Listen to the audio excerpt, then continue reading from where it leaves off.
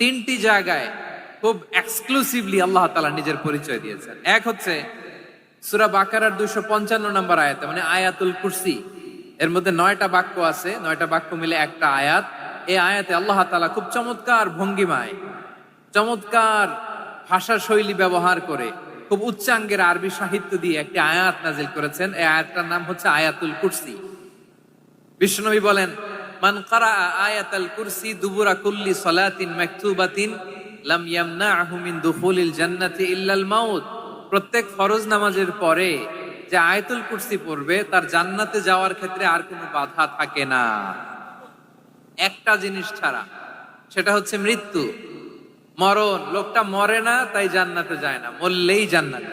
বিশ্বনবী ফরমান, ওয়া ইন মাতা ফি যালিকাল ইয়াউমি মাতা শাহীদান, ওই দিন যদি ওই ব্যক্তিটা ইন্তেকাল করে, সে শহীদ হয়ে কিয়ামত